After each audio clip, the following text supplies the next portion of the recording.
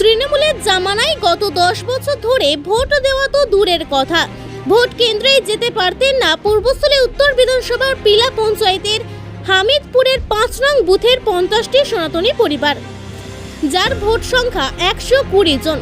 তবে 2026 বিধানসভা নির্বাচনে কেন্দ্রীয় বাহিনীর কড়া পদক্ষেপে এবার তারা ভোট কেন্দ্রে গিয়েই বিজেপি প্রার্থীকে ভোট দিতে পেরেছেন। আর বিপুল ভোটে জয়ী হয়ে রাজ্য ক্ষমতায় এসেছে বিজেপি সরকার। এবার সেই আনন্দেই এদিন হামিদপুর গ্রামে হরিনাম সংকীর্তনের আয়োজন করে বিজেপি কার্যকর্তাদের সংবর্ধনা দিলেন সেই সনাতনী পরিবারগুলো। উপস্থিত ছিলেন বিজেপি 3 নং মণ্ডলের সভাপতি সুজিত হালদার, সহ সভাপতি পরিমল মিস্ত্রি, জিএস দেবব্রত মণ্ডল, যুবনেতা রানা সিনহা প্রমুখ।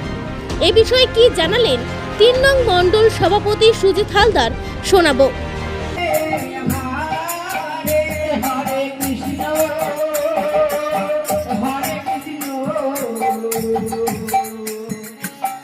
আজ আমাদের এখানে এই পূর্বস্থলী উত্তর বিধানসভা 3 নম্বর মণ্ডলে পিলা পঞ্চায়েতের আমাদের 5 নম্বর বুথের যে সংখ্যালঘু টোটাল যে একটা বুথ অনলি ফর মাত্র 50টি ঘর এবং 120টা সেখানে মেম্বার আমাদের।